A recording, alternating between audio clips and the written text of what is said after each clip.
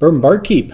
My name's Curtis. Thanks for joining us. We got a highly sought after, highly allocated Penelope Havana series. I didn't chase the Rio that hard, mainly because I'm sick and tired of Ambarana. Didn't chase the Valencia that hard because money. Havana, I was intrigued by, being a cigar guy. We're going to have cigar recommendations, but first, let's get a review underway for this guy.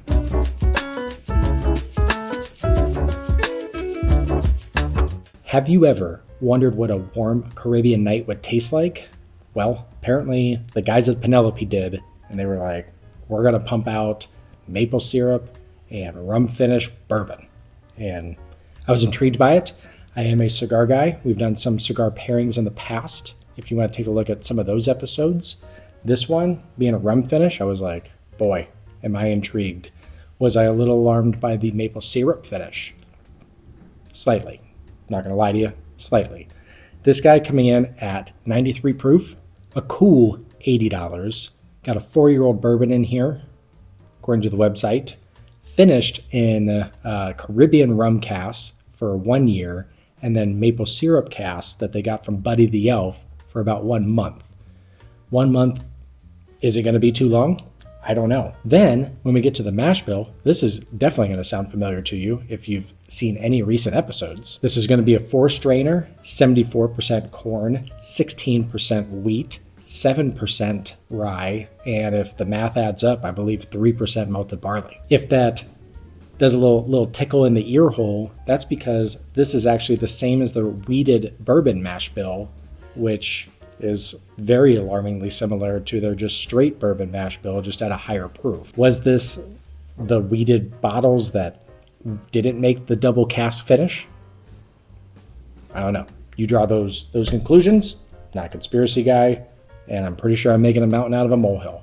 Now, the reason why you all are here, how does this taste? And then what type of cigar do I put it with? Or is it even going to be good with a cigar?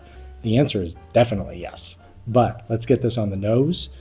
And if you're intrigued already, great. Like and subscribe. You are welcome to do that at the end of the episode as well. Let's get this on the nose. Unshockingly, this is coming across extremely sweet. I am a little let down that there's not more Caribbean rum on the nose here. This is going into more of that maple syrup cask. And if I didn't know this was finished in maple syrup, I could tell you it is now. Confectionery sugar, like that white powdered sugar that if you were like 7 or 8, you oddly got into the Scarface VHS and you were just snorting it, and you're like, whoa, that is the same experience, definitely. There's actually a really nice, like kind of a breadiness that with that maple syrup, it's tough not to kind of come across as this nice toasted, perfectly toasted waffle. Am I in my mind? Maybe a little bit with it, but there's a breadiness to it that does kind of tame it down to where I was kind of expecting this 10 out of 10 sweetness. It's only 9.8, so we're on our way. Maple syrup, molasses, the powdered sugar's there. I can't get any fruit whatsoever. Doesn't have to be there, but this is going into just dark bakery items just left out. This Waffle House that they didn't clean again. Let's get it on the palate and see what happens.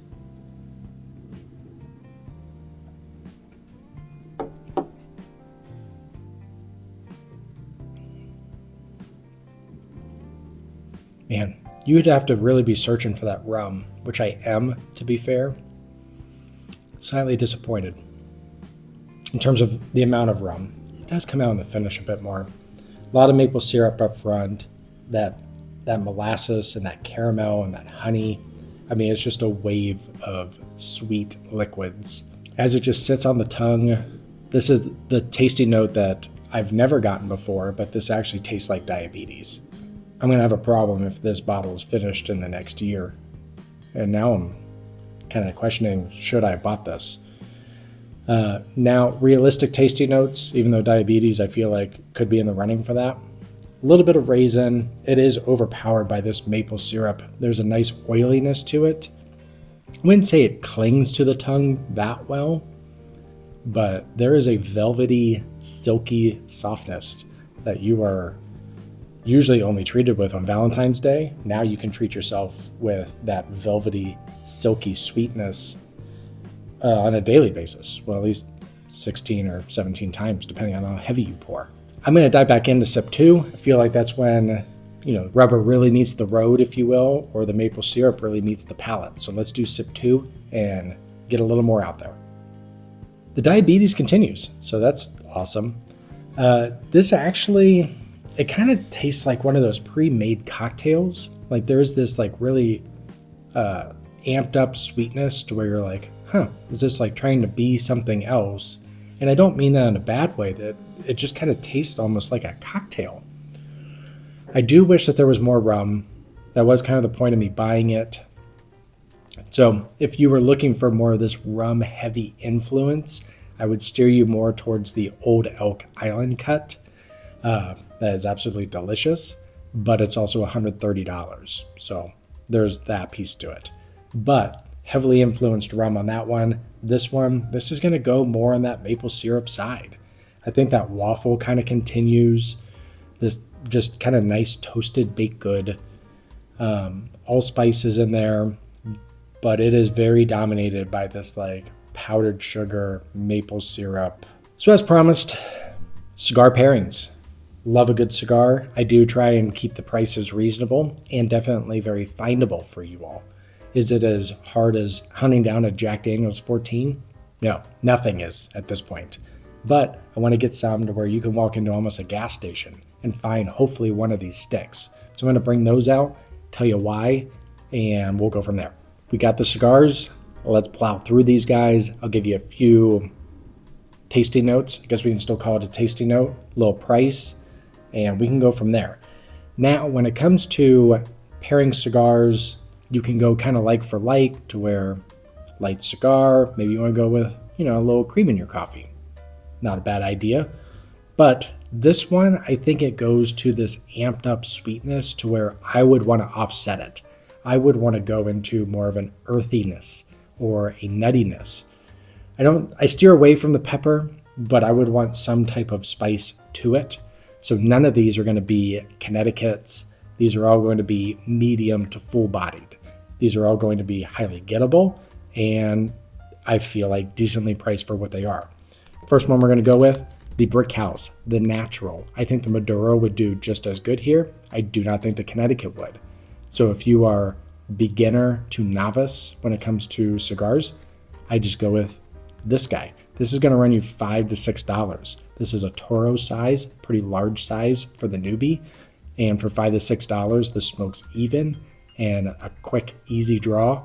This is going to go into kind of more of a creaminess, a little chocolate, a little leather.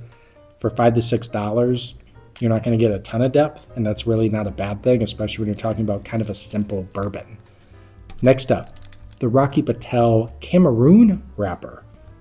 I love Rocky Patel. I think he's one of the best cigar makers out there. He has one of those draws, when you puff the cigar. It's just easy and full, and I love it. This one I think would be highly interesting because the Cameroon wrapper has a little bit of a sweetness to it. So you get a little sweetness from the bourbon, you get a little sweetness from the cigar, but the spice on it is very nice. This is going to be pretty full-bodied. This is going to be a little more leather, a little nut, chocolate, and a little bit of black pepper to it. So I think that sweetness would be pretty interesting, but, do what you want with it. Next up, My Father. This is a Flor de las Antilles. I probably butchered it, and this is one of the reasons why I don't do cigar reviews, is because I can't pronounce half of these labels. This is a wild ride. This is coming in $7 to $8. I feel like that's not that bad. Even if you told me this was $9 to $10, I feel like the complexity on this one would stand up to just a sweet bomb of a bourbon. So this one going to come in chocolate, leather, and this one has like 2/3 through, has this really nice kind of citrus kind of come out, which I feel like Havana, you got some citrus down there, a little lime in there, a little lime in the coconut. I feel like this one would be great. Probably the highest rated one and also the most expensive one is going to be your Oliva V Melanio. This is going to run you probably $10 to $12, and it's very, very worth it, if you will. This is going to come with a lot of spice, a lot of complexity, very full-bodied, not overpowering black pepper, but this is probably going to be the highest complexity and fullness out of this lineup, and I feel like that this would still go great with just an absolute sweet bomb. Typically, I try and go, hey, I get this out of a bourbon or a whiskey. I want this out of the cigar as well to kind of tie them together. This one with the sweetness, I'm going to go the complete opposite, to be fair. Now, let's get this into our Whiskey of the Year rankings. Penelope, Havana, how did it do? On the senses wise, you have to know it can't just be the personal palate, if you will. And I say that because I knew going into it that had the maple finish that I wanted a little bit more rum. So, am I a little disappointed in it? Yes. Is someone else out there going to enjoy this more than me? Absolutely. Did I hate it? No. I'll go for 67. I'm a little disappointed. I wanted that rum backbone to come out when I read that it was 12 months in rum and just the 1 month in the maple. I was like, okay, we could do this. And it's just, at least for my palate, I'm looking for the rum and it's maple all day. So, a little disappointed in it. Am I going to drain pour it? No. This is a fantastic dessert whiskey. So, take that for what it is. But if you're looking for a rum finish, you're going to have to look elsewhere.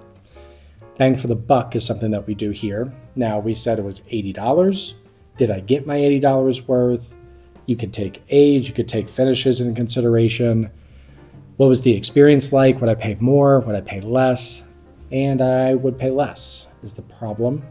$80, I do feel like it was fair. I don't think you find a lot of rum finishes on the market right now, which is why I was pretty excited for it. So I'm just going to go an easy 50. I think between the science, if you will, behind these finished bourbons or whiskeys, I think that it deserves something. I'm definitely not paying above the 80, and I probably wouldn't pay it again. So there you are. We'll put it into the spreadsheet. We'll see how it does over the next 7, 10 months, whatever we're in. See if it opens up. We revisit. I'm sure we will with the cigar, maybe with the Melanio, maybe with the Rocky Patel. See what that citrus vibe kind of adds to it. Thanks for joining as always. Like, subscribe if you enjoy. And I hope to be able to bring a little more cigar stuff to the channel going forward as well. Thank you.